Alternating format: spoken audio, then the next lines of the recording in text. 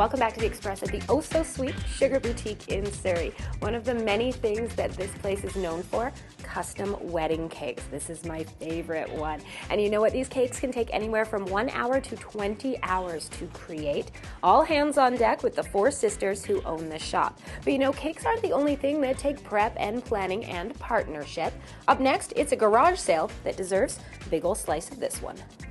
Thanks, guys. That's great. We'll be back here in another 10 days.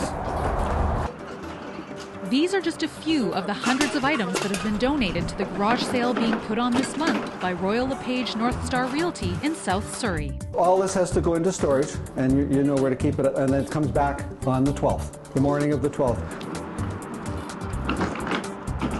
We are partnered with Atlas AMJ Campbell Van Lines. They have donated their time and storage for all the goods that are donated. So we've made 2 trips now to store in their facility of goods that are donated to us.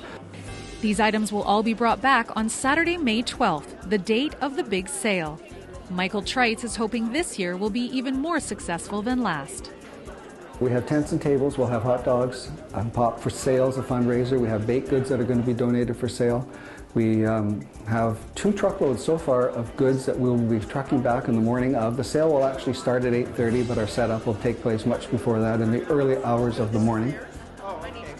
The sale will be staffed by volunteers from Royal LePage North Star Realty, all happy to donate their time for a good cause. The proceeds from the garage sale is paid nationally to the Royal LePage Shelter Foundation. The Shelter Foundation is a foundation supported 100% by Royal LePage. There's no administration charges to the foundation. Royal LePage underwrites all the costs involved in supporting the foundation.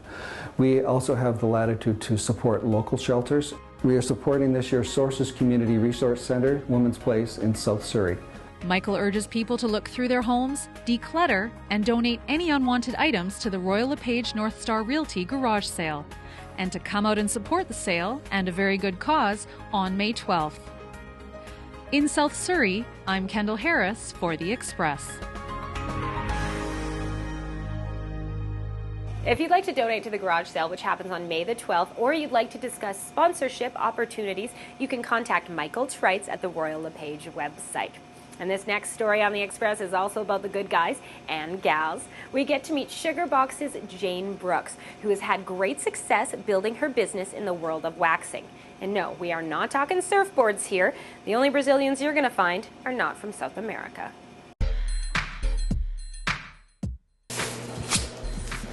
You okay? Yeah. It's just awesome. I wish I have more hair and I can come more often. Let's be honest, that's not something women usually say. It just feels like family. It doesn't feel like coming to work. And while we're telling truth, that's not how everyone describes their 9 to 5. But not everyone is Jane Brooks. She's one of the nicest, most genuine, kindest people you'll ever meet in your life. High praise from esthetician Lindsay Gray, who worked with Jane over 10 years ago at a different spa and recently joined the team at Sugarbox. Everyone gets along, we're all friends, and she treats us like we matter. It's that same attitude and approach to clients that is at the root of this waxing boutique's growing success. Once every 2 months, I try to come to see her, and I love Sugarbox. The relationships that we have, I'd say that's the number one thing.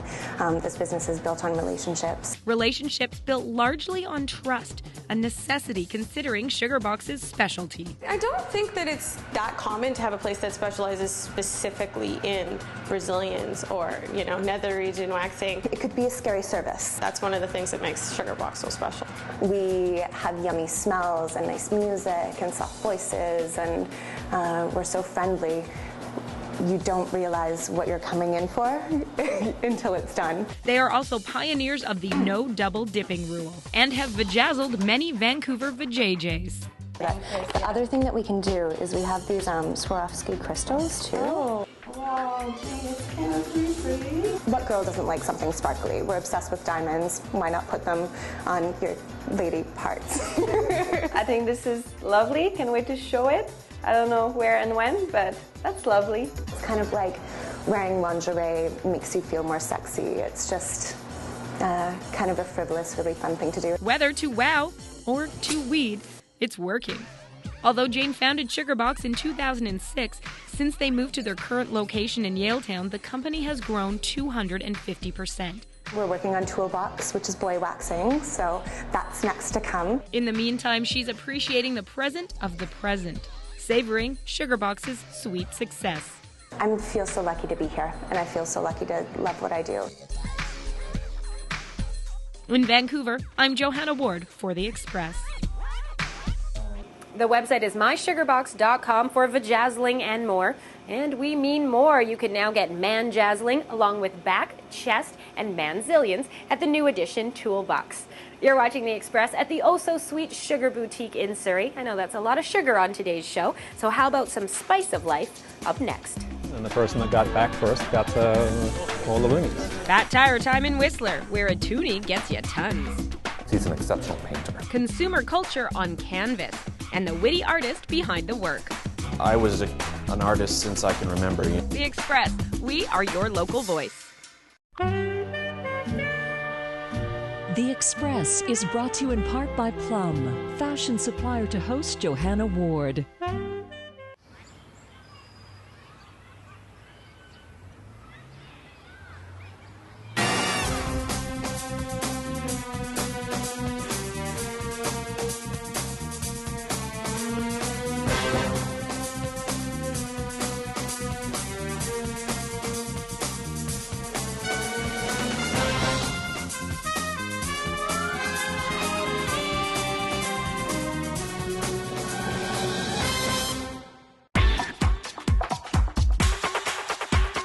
Welcome back to The Express at the oh-so-sweet Sugar Boutique in Surrey.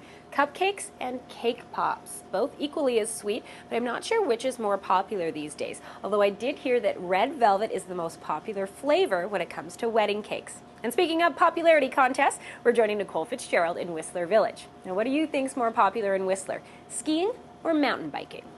It's hard to say. 1 in 10 Whistler residents belong to our local mountain biking group. We love our Fat Tire Time, and nobody does it better than the Whistler Off-Road Cycling Association.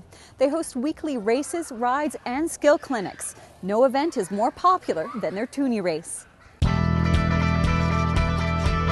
Everyone has a different reason for riding with the Whistler Off-Road Cycling Association, better known as WARCA.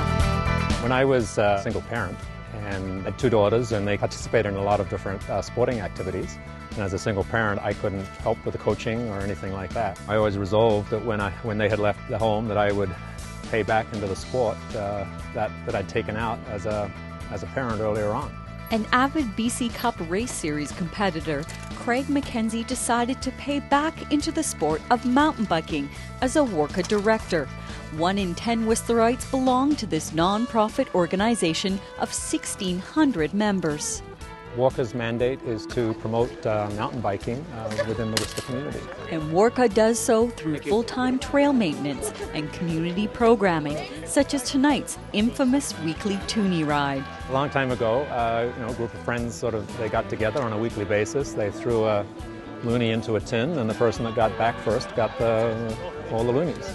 And then now it's a Toonie just because of inflation. Okay, Luke, so we're going to start Every Thursday night, a Toonie buys 200 to 300 riders a race, a beer, and a bite. But this weekend warrior from Seattle is realizing there are even greater Fat Tire perks to this $2 adventure. I like riding the Toonies because it's a kind of a community thing. So it's been a good way for me to plug into the community. And I'm here with my best friend, and our sons are best friends. So the 4 of us are doing it together tonight for the very first time. So it's kind of a big occasion for us. Newcomers find community. Others discover an introduction to the sport itself. Newbie rider Lisa Noyen eases into WARCA's single track as a volunteer.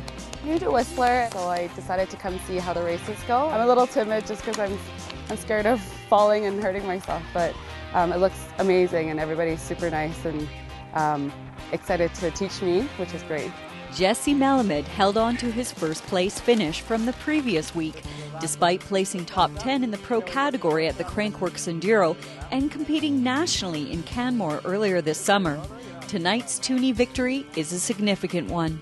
I took another win, which is pretty special because I've been doing loonie races for 13 years now, since I was 6 years old. If I didn't have Worker, I don't know if I would have been racing. Looney Races get you in. It's a perfect, stepping stone. A perfect stepping stone in so many ways for so many riders.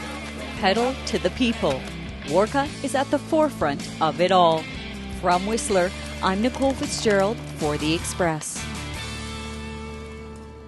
Again, the Worka Toonies happen every Thursday. Don't have a bike? Well, the Sea to Sky's biggest bike swap happens on Saturday, May the 5th at 10 o'clock at the Whistler Olympic Plaza. And last year's event raised over $12,000 for summer youth bike programs.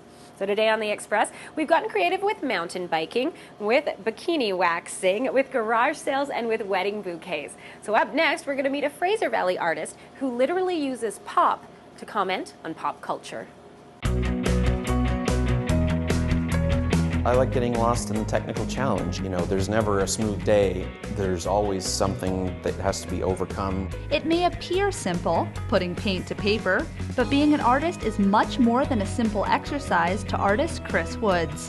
He's painted professionally since the age of 21, focusing on finessing the human figure during his art school studies. I was an artist since I can remember. I was the kid in school who could draw and paint, and it's not a matter of knowing when I wanted to do that. It's mostly a matter of I can't remember a time that I didn't. As an artist, Chris observes the world around him, deciphers, digests, and deconstructs, and then places his perception on canvas. His most recent exhibition at Gallery Jones in Vancouver once again comments on the Chilliwack artist's captivation of pop culture. He's an exceptional painter. He tackles some very technically difficult things to do with the brush and paint and does them very well. His work has got some humor to it, kind of a dark humor, sardonic humor, I suppose. Obviously, a lot of it is dealing with popular culture and not always in a positive light. Just as advertisements for brands aim to capture an audience's attention, Chris too aims to capture the viewer's eye, and his exhibit Super Fortress is no different. I think it describes North America, and in looking at pop culture, I think North America is a super fortress of popular culture. A super fortress is also the name of the type of bomber, the B-29, that dropped the atomic bomb on Hiroshima and Nagasaki. Chris has been fortunate enough to turn his love and talent of painting into a full-time career. But as for the topic of his works, that's all thanks to Star Wars. In a weird way, that's probably where I got the taste for popular culture as a subject. You grow up surrounded in that. It just kind of becomes second nature. It sort of seeps into your brain cells somehow. And advertising saturation has also seeped its way into Chris's work, separating it from others, since high art usually isn't equated with Cheetos or chocolate bars.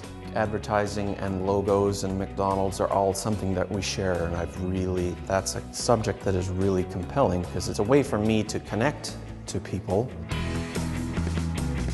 Consumerism is kind of the heart of darkness, and if you sort of strip it all away, I mean, what else do we want other than snacks and to feel sated and to feel fulfilled by just handing some money over and receiving whatever that may be? Though Chris is proud of his recent body of work, he's eager to get back into the studio and begin production on his next exhibition for the summer of 2013. I'm very grateful. I've been given, the gift to do it, so that's what I tell myself when the hours get pretty long and you start to see the pink elephants and that kind of thing. But it's tremendously rewarding. I'm very lucky. I'm Tiffany Gurdon for The Express.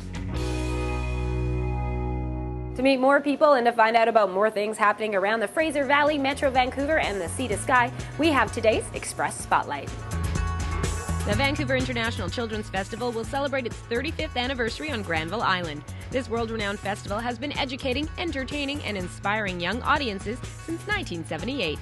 Benefiting the BC Cancer Foundation, the ITM Model Look of 2012 will be holding its Glamour Finale show. Over $10,000 in prizes will be awarded, including an all-expense-paid trip to China. Story weaving at the heart of the City Festival brings together First Nations memories from the past into the future. Stories, poems, personal memories with oral histories woven from cultural teachings. And that's it for today's Express from the oh-so-sweet Sugar Boutique in Surrey. Thanks again to the ladies for hosting us. And if you check out our Express YouTube site, you can see yesterday's show where we featured their custom wedding cakes. We'd also like to say thanks again to Vicki and the Cultural Wedding Planner team. Remember, if you pick up one of these free guides, inside is a free ticket to the Grand Wedding Show that happens in September at the Vancouver Convention Centre. As for me, I think I'm all set. Who needs a bling ring when you have a crown? I just have to find someone to wear a matching one. That's it for today's show. Thanks for watching The Express, only on Shaw TV.